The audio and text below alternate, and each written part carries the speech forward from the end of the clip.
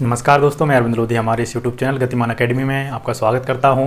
दोस्तों, आज हम बात करने वाले हैं फैक्टोरियल की। जैसा कि हो सकता है आप पहले से जानते भी होंगे और नहीं भी जानते होंगे, तो अब मैं आपको बताने वाला हूं। जो भी मेरे चैनल पर नए हों या वीडियो पहली बार देख रहे हैं, वो चैनल को सब्सक्राइब जरूर करें और सब्सक्राइब करते टाइम नोटिफिकेशन का जो ऑप्शन है वो ऑल पर ज़रूर सेलेक्ट करें।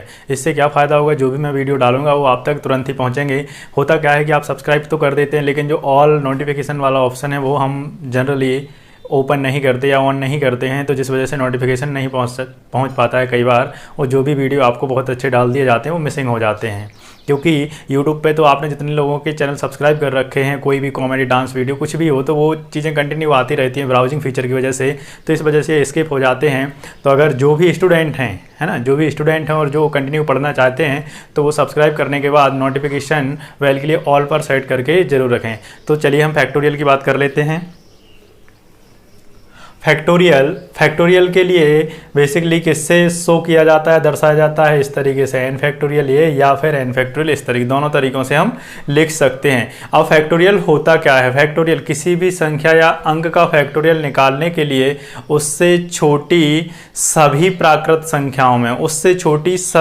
संख्याओं में एवं उसी अंक का आपस में गुणनफल होता है। जी हाँ, किसी भी संख्या का फैक्टोरियल निकालने के लिए उस संख्या का उससे छोटी सभी लगातार प्राकृत संख्याओं में आपस में गुणा करना होता है, वही फैक्टोरियल कहलाता है। जिसका फॉर्मूला भी है, जैसे हमें एन फैक्टोरियल, एन मतलब कुछ भी हो सकती है वैल्यू, है ना, एन की जगह कुछ भी हो सकता है। इसका फॉर्मूला है n into n minus one, है ना, गुणा करना, फिर n minus two into n minus three into कहाँ तक जाएगी ये पूरी कंटिन्यूसली 3 to 1, मतलब लास्ट 1 तक जाएगी।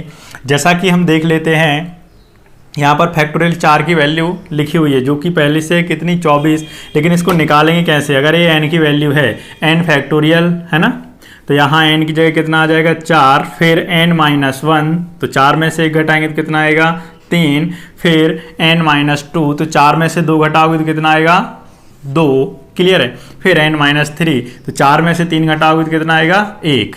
बस 1 तक जाना है, वैल्यू कहाँ तक जाती है 1 तक। तो आगे इस तरीके से फिर इनका आपस में गुणा कर देना। देखो 2 का 3 गुना, 6 का 4 गुना 24, तो आ गई वैल्यू। इसी तरीके से हम देखें फैक्टोरियल 6 की वैल्यू, तो करना क्या है, n इज इक्वल टू कितना है, n इज इक्वल टू 3 है, तो 3 n की वैल्यू n में से 1 घटाएंगे तो कितना आएगा 2 आएगा, फिर n में से 2 घटाएंगे तो कितना आएगा, 3 में से 2 घटा दोगे तो 1 आ जाएगा, 3 का 2 गुना 6 का 1 गुना 6। इस तरीके से फैक्टोरियल 3 की वैल्यू कितनी हो गई 6। अब फैक्टोरियल 5 की वैल्यू हमको निकालना है, तो फैक्टोरियल 5 की वैल्यू निकालने के लिए क्या करेंगे, n बराबर कितना है 5 है, क्लियर है। तो n में से 1 घटाओगे 4, फिर n में से 2 घटाओगे कितना आएगा 3, क्योंकि 5 में से आप 2 घटाओगे तो कितना बचेगा 3, फिर 5 में से 3 घटाओगे तो कितना बचेगा 2, फिर 5 में से 4 घटाओगे, ये कंटिन्यू सीरीज आगे बढ़ती जाएगी तो कितना बचेगा 1। इन सब का आप आपस में गुणा करेंगे, 5 का 4 गुना 20, 20 का 3 गुना 60 का 2 गुना 120। या फिर अब आप ध्यान से देखें कि फैक्टोरियल 5 की वैल्यू निकालने के लिए 5 का ही बस गुणा करना था। यहाँ इसकी जगह, पूरे की जगह हम किसका गुणा कर सकते थे, फैक्टोरियल 4 की वैल्यू की, जो कि कितनी है 24 है। 24 का 5 गुना भी कितना होता है 120 होता है। इसी तरीके से देखें हम फैक्टोरियल 6 की वैल्यू देखते हैं। फैक्टोरियल 6 की वैल्यू के लिए हमें करना है 6 गुणा फैक्टोरियल 5, हाँ है ना, 6 गुणा फैक्टोरियल 5। तो जनरली तो ये कम से कम 8-10 तक तो याद कर लें, इसके बाद आपके लिए ज़्यादा ज़रूरत पड़ती नहीं है कि हमारे लिए कहीं फैक्टोरियल की वैल्यू निकालने को पूछे, क्योंकि टफ होता है वैसे हल करना इनको। तो आप 8-10 तक या 5-6-7 तक याद कर लें, इतने में आपका काम हो जाएगा। फैक्टोरियल 6 की वैल्यू निकालने के लिए फैक्टोरियल 5 का गुणा कर देंगे हम 6 में, है ना, फैक्टोरियल 5 की वैल्यू का, है ना, कितना है फैक्टोरियल 5 की वैल्यू 120, और 120 का गुणा जब हम 6 में करेंगे तो कितना आ जाएगा 720। इसी तरीके से फैक्टोरियल 7 की वैल्यू निकालने के लिए 7 का गुणा किस में कर देंगे, फैक्टोरियल 6 में, और फैक्टोरियल 6 की जो वैल्यू है वो कितनी है 720 है। 720 का 7 में आप गुणा करेंगे तो ये आ जाएगा 5040। मैं उम्मीद करता हूँ कि इतने में आप फैक्टोरियल निकालना तो समझ गए होंगे कि फैक्टोरियल आखिर निकलता कैसे। फैक्टोरियल की मैं आपको फिर से डेफिनेशन बता देता हूँ। किसी भी संख्या का या किसी भी अंक का फैक्टोरियल निकालने के लिए उसी संख्या या उसी अंक का उससे छोटी लगातार सभी प्राकृत संख्याओं में गुणा करना फैक्टोरियल कहलाता है। जी हाँ, इसमें प्राकृत संख्याओं का ही गुणा होता है और सबसे छोटी प्राकृत संख्या क्या होती है, 1 होती है। है ना। इसमें जीरो का गुणा नहीं होता क्योंकि जीरो होती है पूर्ण संख्या, है ना। अगर पूर्ण संख्या बोलता मैं यहाँ पे तो जीरो तक का गुणा करते, लेकिन ऐसा बिल्कुल भी नहीं है। इसमें अगर जीरो से गुणा होगा तो सभी का क्या मान आएगा, जीरो ही आएगा। तो इसमें सभी प्राकृत लगातार संख्याओं का गुणा किया जाता है, ठीक है। अब फैक्टोरियल 2 की बात करते हैं। तो फैक्टोरियल 2 n बराबर 2 है, तो ये 2 ले लिया, n में से 1 घटाएंगे, 2 में से 1 घटाओगे 1, तो इसकी वैल्यू फाइनली कितनी आ जाएगी, 2 ही आ जाएगी। फैक्टोरियल 1 की वैल्यू 1 ही होती है क्योंकि n बराबर ये 1 ही है ना। फैक्टोरियल n की वैल्यू कितनी है, 1 ही होती है, ठीक। अब इसके बाद में फैक्टोरियल 0 की भी वैल्यू कितनी होती है, 1 ही होती है। अगर आप इन दोनों क्वेश्चनों को प्रूव करना या देखना चाहते हैं कि सिद्ध कैसे होता है, तो मैं आपको डिस्क्रिप्शन में लिंक दे दूंगा, इसका वीडियो अलग से बना के सेपरेट प्रूफ दैट करके, ठीक है ना। या फिर अगर आपको जानना चाहते हैं आप, तो आप मुझे कमेंट करके जरूर बताइएगा, है ना। या जब मैं वीडियो बनाऊंगा तो मैं लिंक जरूर डाल दूंगा इसमें, है ना, डिस्क्रिप्शन में इस वीडियो की, ठीक है। कि फैक्टोरियल 0 की वैल्यू 1 कैसे होती है, फैक्टोरियल 0 की वैल्यू 1 कैसे होती है, ठीक है। इसके बाद हम देखते हैं फैक्टोरियल के महत्वपूर्ण तथ्य, मोस्ट आईएमपी प्रश्न जो कि कई बार पूछे गए हैं, हजारों बार ये रिपीटेड क्वेश्चन है जितना मैंने लिखा हुआ है। तो फैक्टोरियल 0 की वैल्यू 1 और फैक्टोरियल 1 की वैल्यू भी कितनी होती है, 1 होती है। ये मैं आपको प्रूव करके बता दूंगा, है ना, कोई भी अगले वीडियो में डिस्क्रिप्शन में इसकी लिंक दे दूंगा। फैक्टोरियल केवल धनात्मक पूर्णांक संख्याओं के लिए परिभाषित होता है। इसका मतलब फैक्टोरियल केवल धनात्मक पूर्णांक संख्याओं का ही निकाला जा सकता है, ऋणात्मक पूर्णांक संख्याओं का नहीं निकाला जा सकता या ऋणात्मक पूर्णांक संख्याओं का नहीं निकलता है।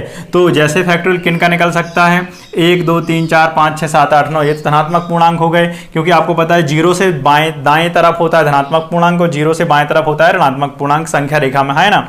तो इसमें 0 भी शामिल किया जाता है क्योंकि 0 का फैक्टोरियल या 0 फैक्टोरियल की वैल्यू कितनी होती है, 1 होती है, 1 होती है। तो फैक्टोरियल केवल धनात्मक पूर्णांक संख्याओं के लिए परिभाषित होता है, 0 1 2 3 4 5 6, ये तो धनात्मक पूर्णांक होगा, इसमें 0 भी शामिल कर लिया जाता है कि 0 का फैक्टोरियल वैल्यू कितना होता है, 1 होता है ना, 0 फैक्टोरियल का। अब ऋणात्मक पूर्णांक संख्याओं के लिए परिभाषित नहीं होता है या फिर अनडिफाइन होता है, इसकी कोई परिभाषा नहीं होती है। ऋणात्मक संख्याओं का फैक्टोरियल अपरिभाषित होता है, ठीक है ना। जो कि देखें -1 फैक्टोरियल की वैल्यू कैसी है, अनडिफाइन है, नॉट डिफाइन है या फिर इन्फिनिटी आप इसको बोल सकते हो।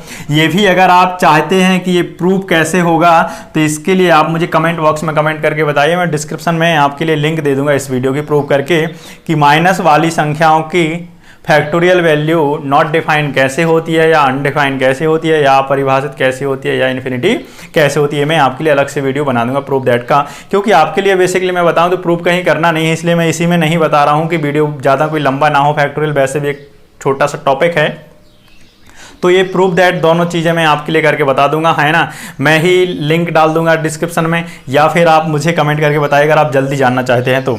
या फिर देखो जैसे फैक्टोरियल 5.5 इसकी भी कोई वैल्यू नहीं होती है, ऐसा हल नहीं किया जा सकता है फैक्टोरियल 5.5 या फैक्टोरियल ये माइनस में लिखा हुआ है।